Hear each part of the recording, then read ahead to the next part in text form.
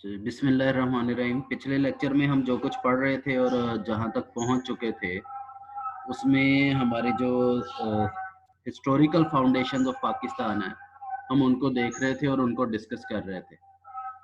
Historical foundations में हमने शुरू किया था, आगाज़ किया था नबी अकरम सल्लल्लाहु अलैहि वसल्लम से। चूँकि सबसे पहली इस्लामी रियासत वही है, तो इस्लामी रियासत से हमने आगाज़ किया था। फिर हमने उसका इर्तिक़ा देखा कि कैसे इस्लामी रियासत आगे बढ़ी और इंतकाले इक़्तिदार होता रहा। उस इंतकाले इक़्तिदार को देखने के बाद हम बर्र-ए-सग़ीर में आ गए। वहाँ मरकज़ में क्या होता रहा, मरकज़ में हुकूमतें कैसी बदलती रही हैं, उनसे हमारा कंसर्न नहीं है। हम नबी अकरम सल्लल्लाहु अलैहि वसल्लम की हयात मुबारका से यानी इस्लामी रियासत की इब्तिदा से चलें। इस्लामी रियासत के इब्तिदा और आगाज़ यानी तश्कील इस्लामी रियासत से, उसके बाद सहाबाए किराम में से खुलफ़ाए राशिदीन के बाद सैयदना अमीर मुआविया रज़ियल्लाहु ताला अन्हु के बाद जो बनु उमय्या के खुलफ़ा हैं, उन खुलफ़ा में यहाँ तक कि हम पहुँचे हज्जाज बिन यूसुफ तक। हज्जाज बिन यूसुफ और फिर ऊपर मरकज़ में हुकूमत बदलती रही, लेकिन हज्जाज बिन यूसुफ ने जो यहाँ पर भेजा था बर्र-ए-सग़ीर में मोहम्मद बिन कासिम को, हमने उसमें मोहम्मद बिन कासिम के यहाँ आने की वजूहात को डिस्कस किया। उनको समझा कि एक जो हमें कहा जाता है जी किसी खातून ने, किसी लड़की ने खत लिखा था और उस खत के जवाब में फिर ये सारा कुछ हुआ, मोहम्मद बिन कासिम आया, तो हकीकत ऐसी बिल्कुल नहीं है, बल्कि उसकी कई वजूहात हैं। कई और चीज़ें थी इसमें, तो उन सभी को मिला के हमने डिस्कस किया ताकि वो हमें असल सिचुएशन, असल सूरत-ए-हाल समझ आ जाए।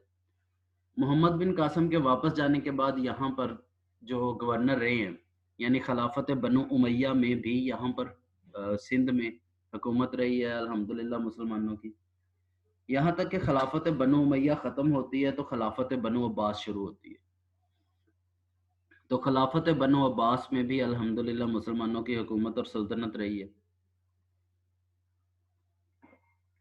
तो अभी तक हमने जो चीज़ें देखी हैं, वो ये कि खिलाफत बनु उमय्या, खिलाफत बनु अब्बास में यहाँ तक कब तक हुकूमतें रही हैं। तो इन हुकूमतों को हमने देख लिया, समझ लिया। अब इन हुकूमतों के बाद एक अगला फ़ेज़ शुरू होता है कि यहाँ पर सल्तनत मुसलमानों की कमज़ोर हो जाती है और मुसलमानों की सल्तनत कमज़ोर होने के बाद यहाँ पर मुसलमानों के इक़्तिदार का ख़ात्मा हो जाता है। मुसलमानों के इक़्तिदार का ख़ात्मा हो जाता है और फिर उसके बाद मुसलमान इनफ़रादी सतह पर या इंडिविजुअली तो रहते हैं, लेकिन कोई खिलाफत के ज़ेर तहत हुक्मरान नहीं रहता। तो जो मुख्तलिफ छोटे-छोटे इलाके और उनमें जो हुक्मरान या रियासतों में रहे हैं, वो मेन स्ट्रीम लाइन में नहीं आते, इस वजह से हमने उनको भी डिस्कस नहीं किया। उसके बाद ये सिलसिला मुनक़ता हो जाता है और फिर ये दोबारा जुड़ता है जब यहाँ पर बर्र-ए-सग़ीर में सल्तनत दिल्ली कायम होती है। अच्छा, ये सल्तनत दिल्ली ये बड़ी अहम सल्तनत है। ये चंद ख़ानदानों का मजमूआ है। इसमें सबसे पहला ख़ानदान है ख़ानदान गुलामा। ये तकरीबन 1206 से 1290 तकरीबन 84 साल बनते हैं इनके, 84 साल तक ये हुकूमत करता है बर्र-ए-सग़ीर पर। ख़ानदान गुलामा के बाद दूसरा ख़ानदान आ जाता है खिलजी ख़ानदान। ये 1290 से 1321 ये तकरीबन 31 साल बनते हैं। 31 साल ये हुक्मरानी करता है यहाँ पे। इनके बाद फिर तगल्लुक ख़ानदान है, 1321 से 1398। तो 1398 तक ये तकरीबन 57 के करीब साल बनते हैं इनके। और फिर उनके बाद सैयद ख़ानदान आ जाता है। सैयद ख़ानदान की हुकूमत कायम हो जाती है और सैयद ख़ानदान 1414 से 1451 ये तकरीबन बनते हैं तकरीबन 35-36 बनते हैं ये। उनके बाद लोधी ख़ानदान आ जाता है। ये 1451 से 1526 तक हुकूमत करता है। और इसके बाद 1526 के बाद कुछ थोड़ा सा इनकता आता है और मुख्तलिफ हुकूमतें रहती हैं। तो उसके बाद 1540 से 1555 ये हुक्मरानी या हुकूमत कायम हो जाती है। और 1540 से 1555 के दरमियान जो इनकता है, वो इस दौरान में ज़हीरुद्दीन बाबर, वो मुगलिया सल्तनत कायम होती है। लेकिन मुगलिया सल्तनत की बुनियाद रखता है और फिर बाद में ख़ानदान सोर, यानी ये एक इंतहाई अहम शख्सियत है, वो आ जाती है। तो ये जो कुल मिला के सारे ख़ानदान हैं, इन सब को मिला के मुश्तरका तौर पर कहा जाता है सल्तनत दिल्ली। इसका आगाज़ होता है ख़ानदान गुलामा से और सर ख़ानदान जी बेटे। सर जी, वो एक मुगलिया सल्तनत थी, वो 1526 से 1530 तक रही, जिसमें वो बेटे ज़हीरुद्दीन सबसे बाबर एंड और पे हुमायूं। आनी है। फिर हम एंड पे उसे डिस्कस करेंगे। ये सल्तनत दिल्ली ख़त्म होती है ना, तो फिर उसका जी, आगाज़ होता है। वो जो आप 1540 से लेके 1555 तक बता रहे हो, वो सूरी सल्तनत, शेर शाह सूरी, इस्लाम शाह सूरी, वो जी, इब्राहिम जी। सूरी, वो वाली सल्तनत उसमें हाँ, आती है। मुगलिया वाली फिर उसके बाद में असल में बेटे ये आखिरी वाला। मुगलिया और सूरी सल्तनत ना, ये आपस में जुड़ी हुई हैं। ये जब हम वहाँ पे पहुँचेंगे ना, तो फिर मैं इंशाल्लाह इसको समझाऊँगा, एक्सप्लेन करूँगा कि हुआ क्या था। तो ओके आपकी सर। बात इस एतबार से सही है कि दरमियान में ये जो मुगलिया सल्तनत है, इसका आगाज़ होता है, लेकिन ये मुनक़ता हो जाती है हुमायूं के दौर में। जी, हुमायूं के दौर में मुनक़ता हो जाता। जी, ऐसा ही है, हुमायूं के दौर में फिर बहरहाल हम उस पे जब वहाँ पहुँचेंगे तो इंशाल्लाह इसको करेंगे। तो ये इंशाल्लाह एक पूरा का पूरा ओवरव्यू आपके सामने आ जाएगा और आपको समझने में इंशाल्लाह आसानी होगी। अच्छा, अभी हम बात कर रहे थे ख़ानदान गुलामा की।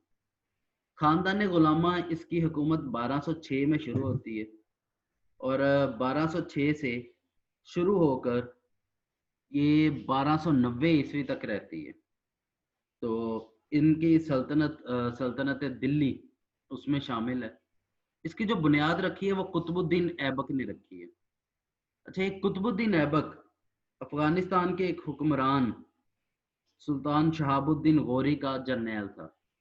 शहाबुद्दीन गौरी, अगर आपको पता हो कि पाकिस्तान के जो मिसाइल हैं वो गौरी 1, गौरी 2, गौरी 3, तो ये शहाबुद्दीन गौरी उसने बर्रे सगीर में हमला किया और बर्रे सगीर पर हमला करके इस्लामी सल्तनत का जो एक मुनक़ता हो गई थी उसका दोबारा से आगाज़ किया। और इसी वजह से, इसके आगाज़ की वजह से, इसकी हुक्मरानी की इब्तिदा की वजह से इसे अ, हमें हमारे यहाँ इतनी अहमियत हासिल है कि हमने अपने मिसाइलों के नाम इसके नाम पे रखे। तो शहाबुद्दीन गौरी, उसने खरीदा था इस शख्स को, कुतुबुद्दीन ऐबक को, तो ये उसका गुलाम था। तो गुलाम में लेकिन अपनी काबिलियत की वजह से ये इस कदर बादशाह के करीब हुआ कि बादशाह ने इसे टाइटल दे दिया था अपने बेटे का। और टाइटल के साथ साथ इसे सफ़ेद हाथी, जो कि उस दौर में बहुत बड़ी, बल्कि आप यही समझ लें कि आज के दौर में किसी को F-16 दे देना, तो उस दौर में सफ़ेद हाथी इसी तरह समझा जाता था। और रियासत का सरबरा सफ़ेद हाथी उसे देता था जिसको बहुत ज़्यादा नवाजना होता था। तो कुतुबुद्दीन ऐबक को सफ़ेद हाथी और बेटे के खलत कहते हैं, खे-लाम आइन-ते, खलत, ये उस टाइटल को कहते हैं जो किसी को एक मखसूस हालत में नवाजा जाता है या किसी को ऑनर के तौर पे दिया जाता है। तो इस खलत से, बेटे की खलत से नवाजा। तो कुतुबुद्दीन ऐबक ये गवर्नर था शहाबुद्दीन गौरी का बर्रे सगीर पर।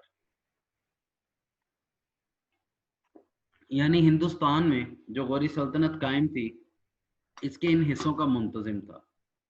1206 में शहाबुद्दीन गौरी जो है उसका इंतकाल होता है और शहाबुद्दीन गौरी के इंतकाल के बाद कुतुबुद्दीन जो है वो अपनी हुकूमत का ऐलान कर देता है। और अपनी हुकूमत के ऐलान में पहले लाहौर को दारुल हुकूमत, आपको पता है लाहौर आज वाला ही लाहौर, ये उस वक्त मौजूद था।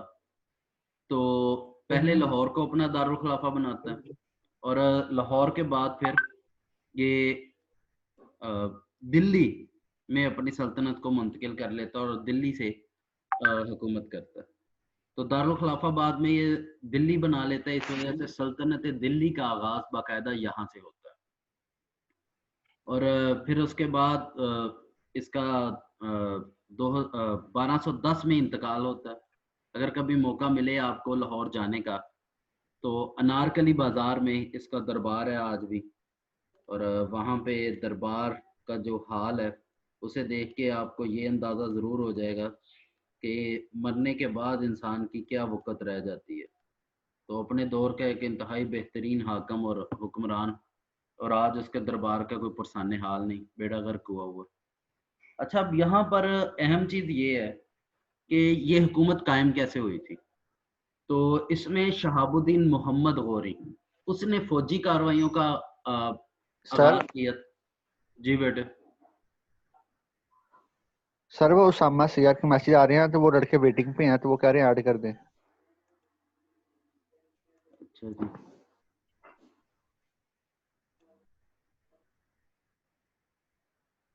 हो गया ऐड? जी हो रहे हैं, ठीक है। अच्छा जी, शहाबुद्दीन मोहम्मद गौरी ने, जो हमारे यहाँ दर्रा खैबर, यहाँ से वो जो है दाखिल हुआ था पाकिस्तान में, और सबसे पहले मुल्तान पर हमला किया, और फिर उच शरीफ पर हमला किया, और फिर यहाँ से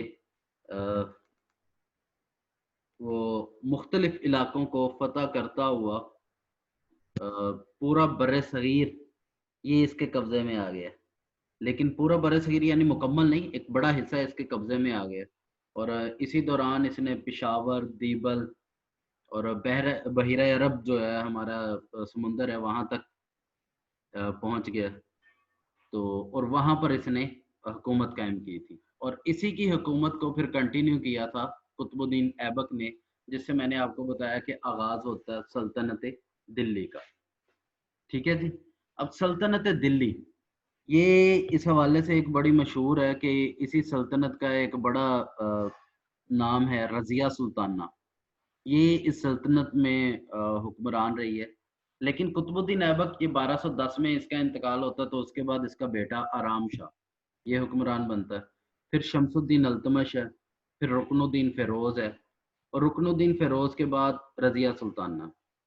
रज़िया सुल्ताना वैसे तो यहाँ की एक बड़ा नाम है, और तकरीबन इसने 4 साल हुकूमत की है। इंतज़ामी एतबार से काफ़ी बेहतर थी, लेकिन जो है तारीख माफ़ नहीं करती किसी को, और इसी तरह इंसान का जो ख्वाहिशात है वो भी माफ़ नहीं करती। तो रज़िया सुल्ताना को इसके भाइयों ने और इसके खामद ने मिल के कत्ल कर दिया था, सिर्फ़ और सिर्फ़ इसी लालच में, हुकूमत की लालच में। तो रज़िया सुल्ताना के बाद मुइज़्ज़ुद्दीन बहराम है, उसके बाद अलाउद्दीन मसूद है, नासिरुद्दीन महमूद है, और फिर एक और थोड़ा मशहूर नाम है ग़ियासुद्दीन बलबन। ग़ियासुद्दीन बलबन ने तकरीबन 20 साल हुकूमत की है, और इस 20 साल हुकूमत में जो इसने भी अवाम की इंतज़ाम और ख़्याल काफ़ी हद तक किया, इस वजह से ये मशहूर है। उसके बाद आ जाता है मुइज़्ज़ुद्दीन केकबाद। ये मुइज़्ज़ुद्दीन केकबाद, अब अगर आप इसे गौर से देख रहे हो अर्तुगरुल ड्रामे को, जो इसकी एपिसोड है, तो फिर आपको केकबाद एक और उसमें नज़र आएगा।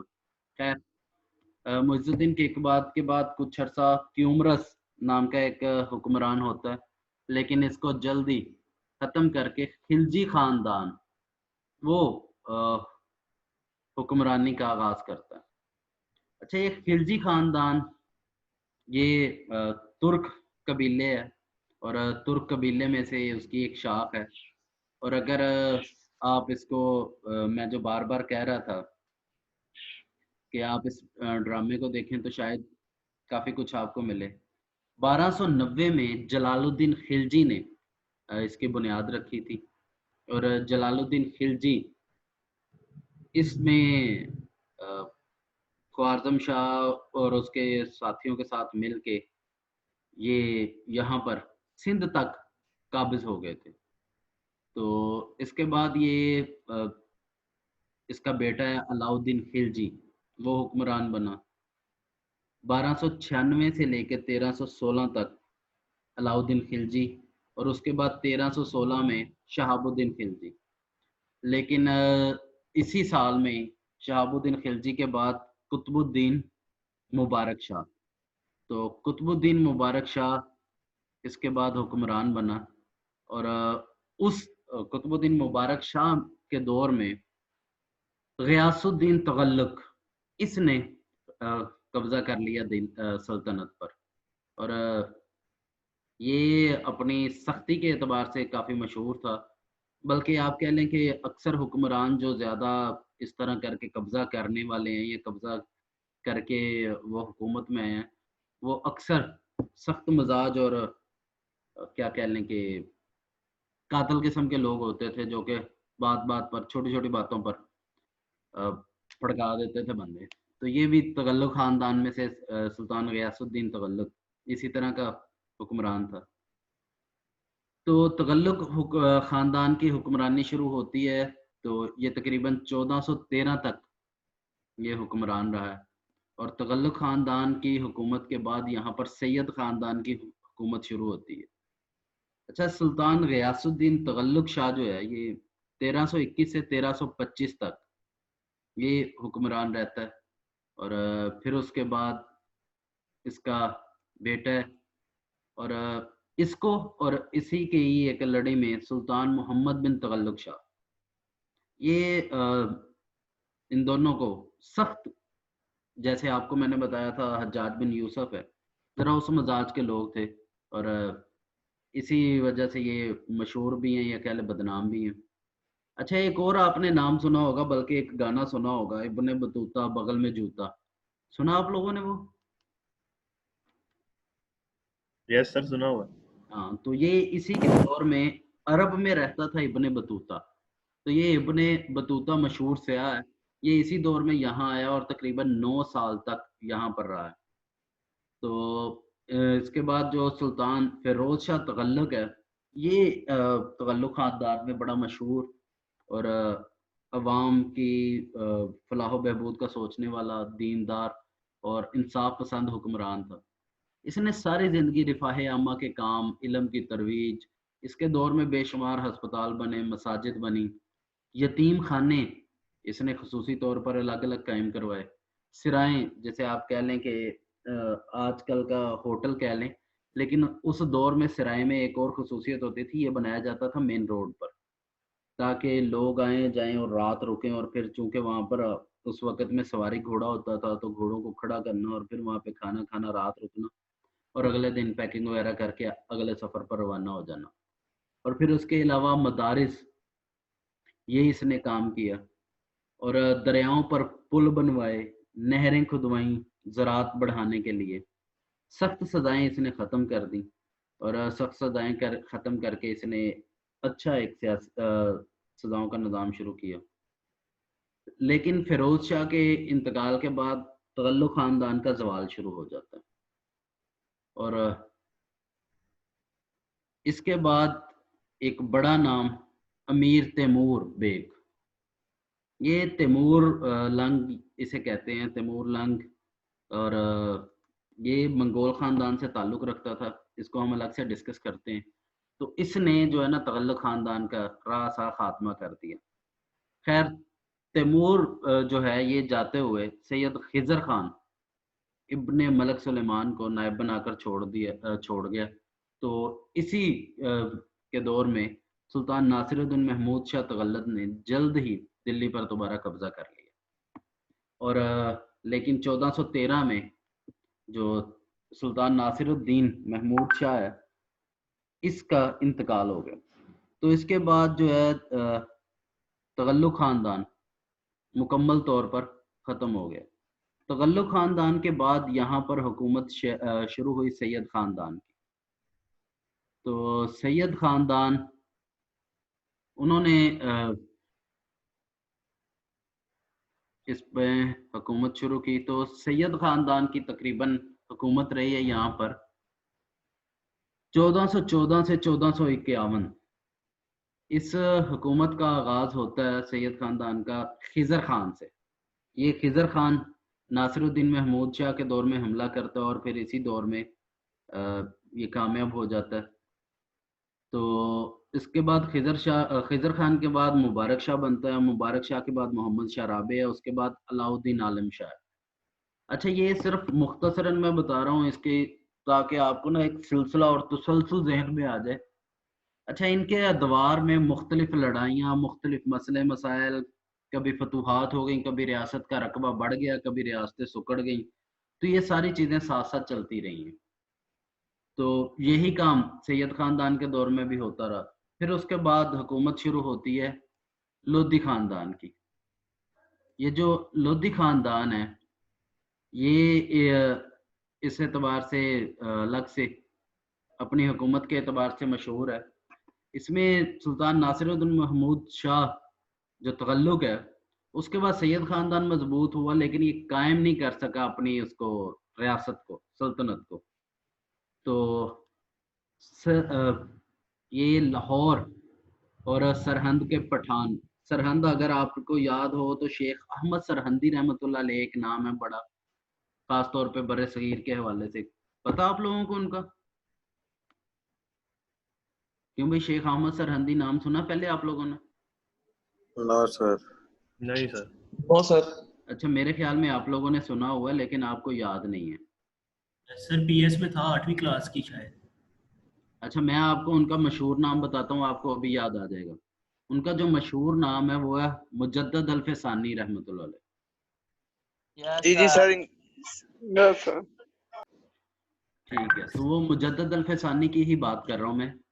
اچھا یہ لودھی سلطنت، اس کا ہم آغاز کرتے ہیں۔ ابھی سیشن ختم ہو رہا ہے، تو سیشن ختم کر کے نا میں آپ کو دوبارہ لنک بھیجتا ہوں، اس کو ہم نے مکمل کرنا آج، ٹھیک ہے؟